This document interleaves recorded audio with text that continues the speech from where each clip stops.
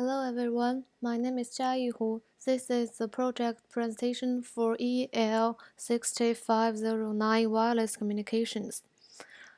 The name of my project is Simulation of MIMO Communication System using MATLAB.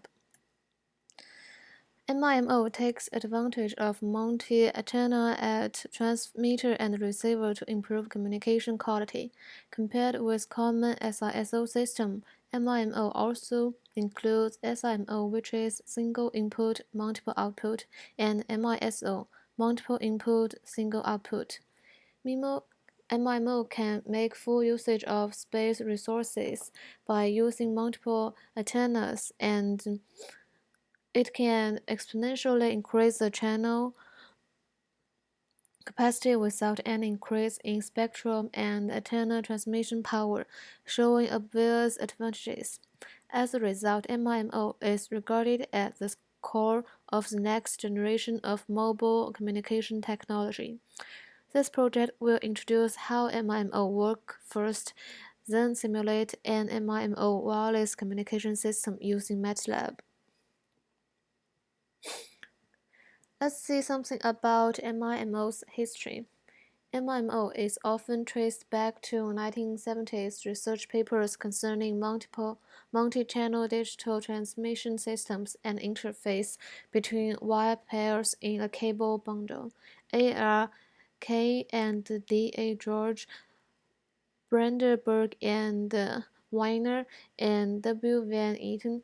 Also, these are not examples of exploiting multipath propagation to send multiple information streams. Some of the mathematical techniques for dealing with mutual interface proved useful to MMO development.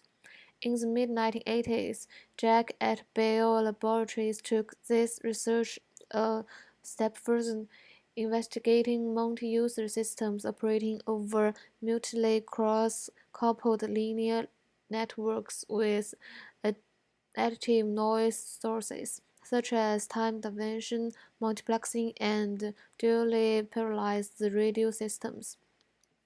Methods were developed to improve the performance of cellularization networks and enable more aggressive frequency reuse in the early 1990s. Spaced vision multiple access uses directional or smart antennas to communicate on the same frequency with users in different locations within range of the same base station. An SGMA system was proposed by Richard Joy and Bjorn Otterstone, researchers at Ericom in 1991. The US patent describes a method for increasing capacity using an array of receiving antennas at the base station with the popularity of remote users. MIMO can be subdivided into three main categories: precoding, spatial multiplexing, and diversity coding. First, let's see precoding. Precoding is multi-stream beamforming in the narrowest definition. In more general terms, it is considered to be all spatial processing that occurs at the transmitter. In single-stream beamforming, the same signal is emitted from each of the transmit antennas with appropriate phase and gain weighting such that the signal power is maximized at the receive input. The benefits of beamforming are to increase the received signal gain by making signals emitted from different antennas add up constructively, and to reduce the multipath fading effect. In line of sight propagation, beamforming results in a well-defined directional pattern. However, conventional beams are not a good analogy in cellular networks, which are mainly characterized by multipath propagation. When the receiver has multiple antennas, the transmit beamforming cannot simultaneously maximize the signal level at all of the receive antennas, and precoding with multiple streams is often beneficial. Note that precoding requires knowledge of channel state information at the transmitter and the receiver. Now let's see spatial multiplexing. Spatial multiplexing requires MIMO antenna configuration.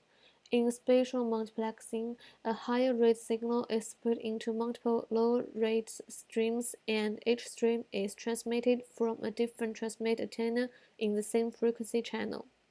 If these signals arrive at the receiver antenna array with sufficiently different spatial signatures, and the receiver has an accurate CSI, it can separate these streams into almost parallel channels. Spatial multiplexing is a very powerful technique for increasing channel capacity at higher signal-to-noise ratios. This maximum number of spatial streams is limited by the lesser of the number of antennas at the transmitter or receiver. Spatial multiplexing can be used without CSI at the transmitter, but can be combined with precoding if CSI is available. Spatial multiplexing can also be used for simultaneous transmission to multiple receivers, known as space division multiple access or multi-user MIMO, in which case CSI is required at the transmitter. The scheduling of receivers with different spatial signatures allows good separability. The last one is diversity coding. Diversity coding techniques are used when there is no channel knowledge at the transmitter. In diversity method, a single stream, unlike multiple streams in spatial multiplexing, is transmitted, but the signal is coded using techniques called space-time coding. The signal is emitted from each of the transmit antennas with full or near orthogonal coding. Diversity coding exploits the independent fading in the multiple antenna links to enhance signal diversity. Because there is no channel knowledge, there is no beamforming or area gain from diversity coding. Diversity coding can be combined with spatial multiplexing when some channel knowledge is available at the transmitter. This is the structure of the system that I designed. First is information source, then channel coding, then modulation, and space-time encoder, then through the MIMO channel, then space-time decoder, then demodulation, and channel decoding. Finally, we can send information to information sink. This is a file list of the MATLAB program. First, the speech source file will generate information source, and then the code C2 will generate convolutional code. This tail biting decode C file will generate tail biting convolutional code. And this QPSK is to modulation using QPSK. And this file will encoding for sending signal, because this program will encode the signal comes from modulation into matrix, which is suitable for sending an MIMO channel. This file is to correlate relay MIMO channel coefficient. This file is a MIMO system that has 2 send and 1 receive. This one is 2 send and 2 receive. This file is to merge the signal all received for the 2 send and 1 receive MIMO. This merge 2 is to merge signals all received for 2 send and 2 receive. This file is to demodulation using QPSK. This file is to decode convolutional code. This is to decode tail biting convolutional code. This is the final result of my program, which is the relationship between BER and SNR. That's it. Thank you so much.